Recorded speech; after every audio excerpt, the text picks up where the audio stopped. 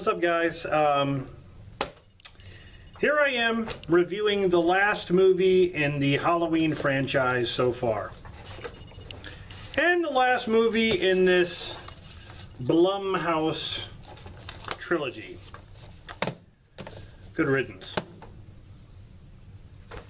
I've already told you what I felt about 2018 and Halloween Kills. I don't own Halloween Ends. It is out on Blu-ray, DVD, and all that stuff. I think it's on the cock too. You can go suck the cock. But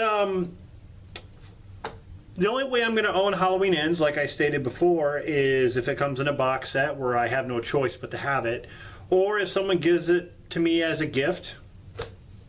Not going to be mean and open the gift and it's Halloween Ends and I'm just like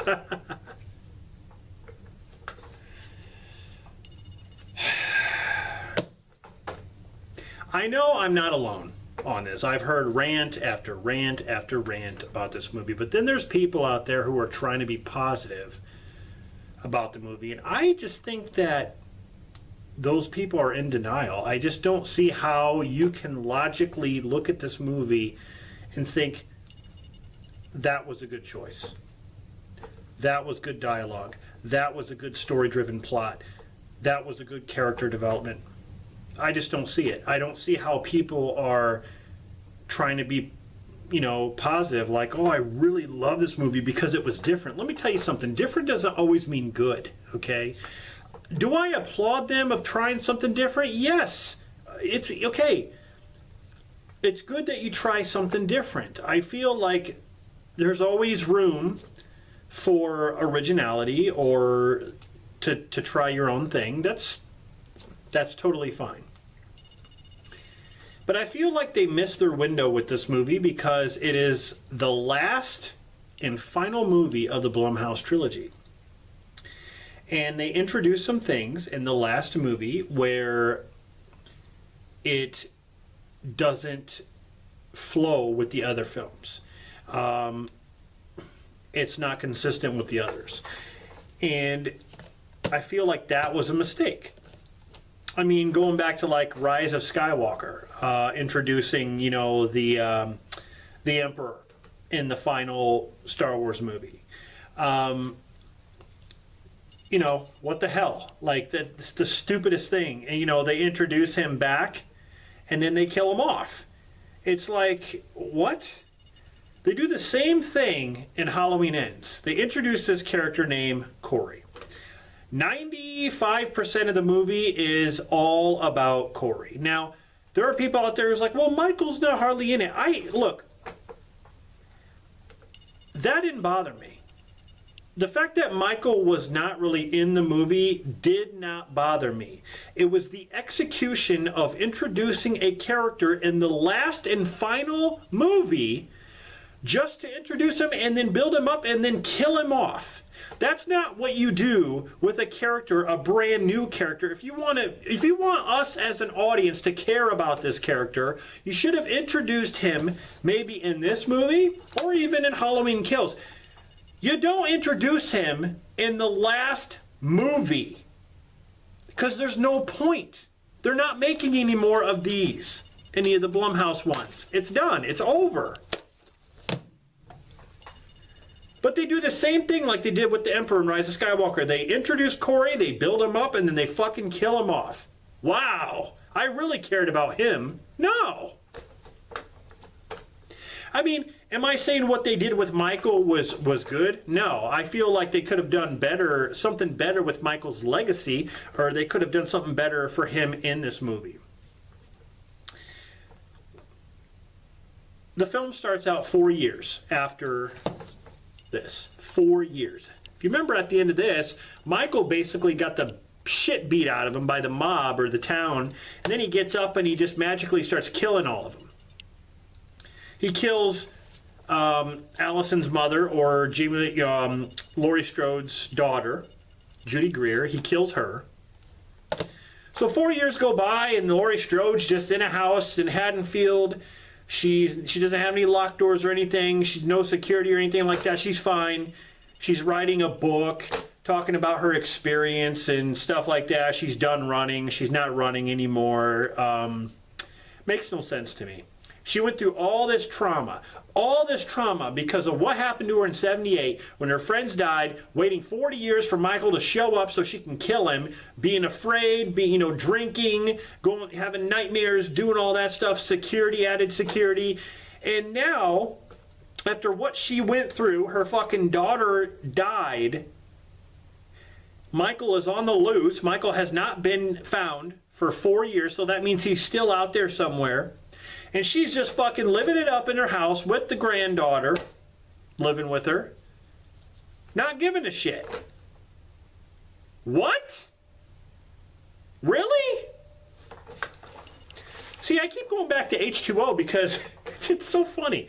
Logically, H2O did it the best. How does someone deal with trauma? You fucking get out of there, move on, start a new life. She moved away. She has a new name, a new life, a new boyfriend. She's a teacher. To me, that's how you start a new life. Even though she's still dealing with the trauma, she's trying this new life. Here's Lori. She's in the same fucking town. She's not moving away. I understand some people say, well, you can't run from your problems. The problem with that is she created this mess. Lori created this whole thing. She fucking built this up. She built this whole thing up about her or Michael coming after her because that's what she believes.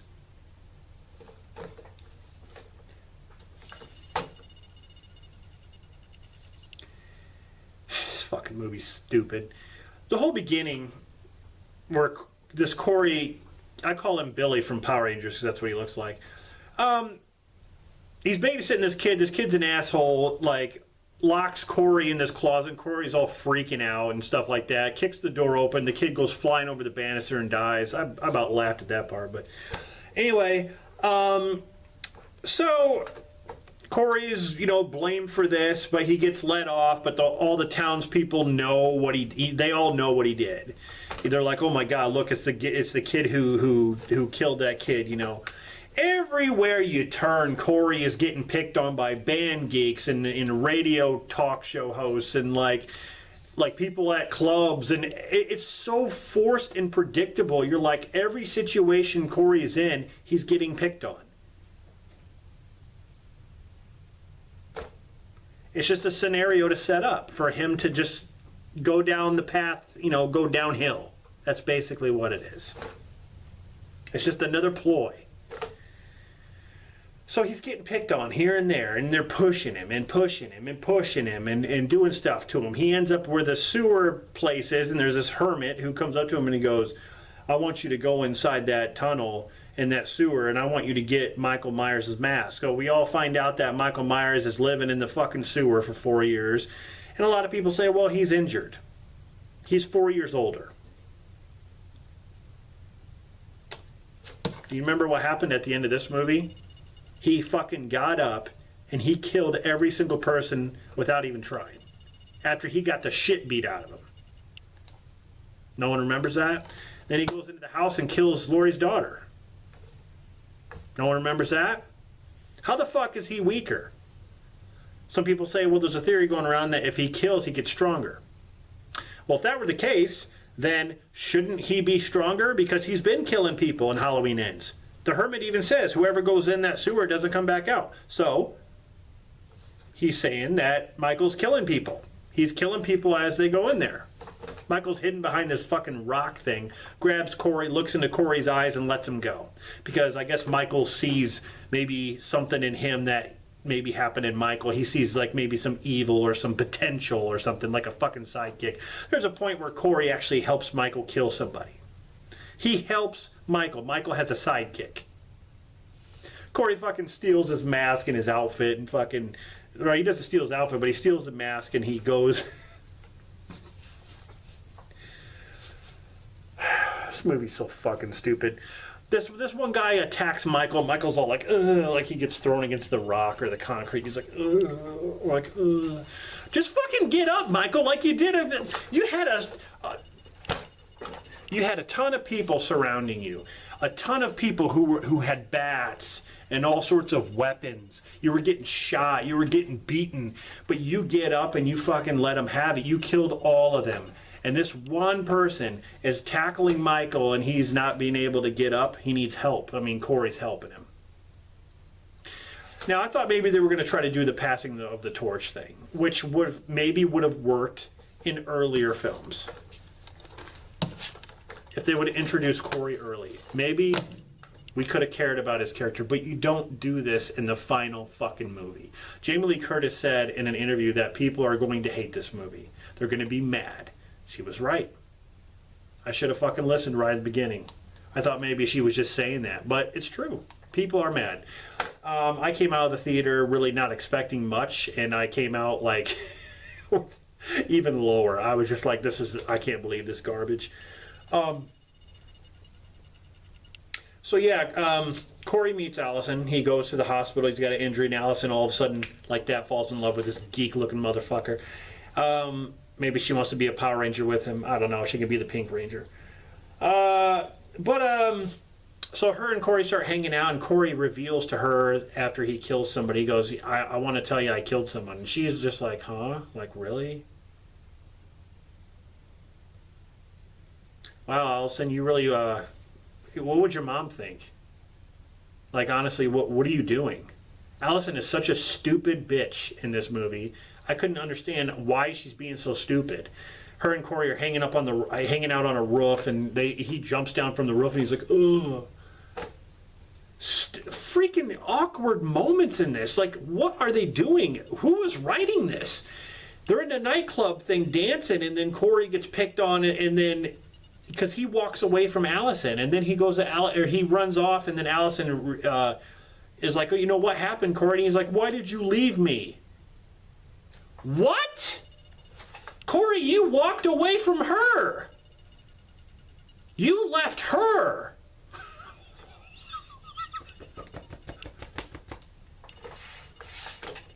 My brain is honestly, I feel like I dropped 1,000 IQ points after watching this and even trying to talk about it. I feel like I need to borrow someone else's brain that I can get out.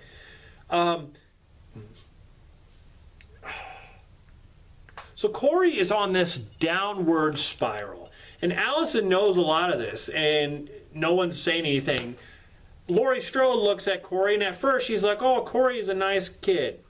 Then she, I guess, sees something in his eyes that she saw in Michael's eyes, so I guess she too can tell that kind of stuff. So maybe that's how they're connecting Michael and Laurie in this one, just like in Rise of Skywalker, where they can connect them with the Force travel. You know, you see what they're thinking and stuff like that. God, this is Rise of Skywalker all over again. But yeah, she can look in his eyes and sees exactly who he is all of a sudden. At first, I guess she didn't notice, but then she looks in his eyes and, oh man, I think he's evil. Something's going on with this guy. Maybe Michael planted something when he looked at him. I don't know. It's so fucking stupid. Okay, so Corey's had enough, and he basically puts on the Michael Myers outfit, and he starts killing people. He kills the band geeks and stuff. The kills were okay. A lot of them were off-screen, like the torch in the mouth. The girl who gets run over with the fence, she's obviously still alive at this one point. I'm like, I don't know how the hell she's still alive after what happened. But anyway, there's the cut in the tongue thing, which I don't think that was a big deal. But he starts to kill. He starts to be like Michael Myers. He's basically a copycat. Breaks into Laurie's house, gonna kill her, and she basically wounds him. And he takes the mask off, and he says, well, if I can't have Allison, nobody can. Again, it's about Allison. And he stabs himself. He basically kills himself, or tries to kill himself. Allison walks in, and she sees Laurie there, like Laurie had just killed Corey, even though I just can't believe the stupidity of Allison in this movie. Whoever wrote her character should be fucking fired and feel like a dumbass, because she walks in and sees Corey laying there with the Michael Myers mask there and the outfit. he's dressed as Michael Myers. Why the fuck would she not believe her grandmother, who's dealt with the trauma of Michael Myers all these years? And look what happened to her fucking mother. Her mother just got killed by Michael Myers. So why would she look at this? I mean, does she think that Laurie is Michael Myers? Does she think Laurie is in on this? I mean, how can you be so stupid? Corey admitted that he killed people to Allison. And Allison's just like, oh. And here he is lying there. And she's all mad at Laurie. Are you fucking stupid? How can anybody defend this movie? How can you have a positive look on this movie? Logically, it's fucking retarded. I thought Halloween 5 was bad. Fuck me.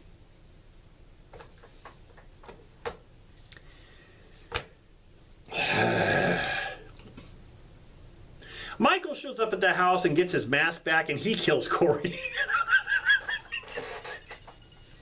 Corey isn't dead and he fucking kills Corey. Bye-bye, Corey. All that build up for fucking nothing. All that build up because you wanted to take Michael's mask and try to be like him, and then you end up dying. So then they have the final confrontation between Laurie and Michael in the kitchen, which really wasn't even that good. I mean, I just looked at it as two 60-year-old people fucking fighting it out to see who's going to, you know, be in the nursing home and who's going to be buried in the ground. That's what I looked at it as. I mean, again, it's redundant. I think it was better in H2O. Hell, I think the fight in this was better. I mean, Michael's throwing her over countertops. They're sitting there doing wrestling moves on each other. I'm sitting there thinking like, oh, they must have got a second win. He's not weak no more. You notice that? Maybe he had time to heal. He had time to heal in the fucking sewer. Maybe he killed a couple more hermits and then ate them, and then fucking, that was his second win. Fuck me in the ass, dude. This movie's stupid. Come on. I don't see how anybody can have positivity while watching this. It just, ugh. So they're fighting back and forth, and Laurie basically gets the upper hand, starts cutting Michael everywhere, slitting his wrist, slitting his throat, just to make sure he's dead. The whole townspeople are in on this. They get Michael and carry him like in the fucking mosh pit, and they throw him into like a grinder, like a metal grinder, and it grinds him up, and that's it. I mean, at least for sure you know he's dead. I mean, he's dead. There's no way he's coming back from that.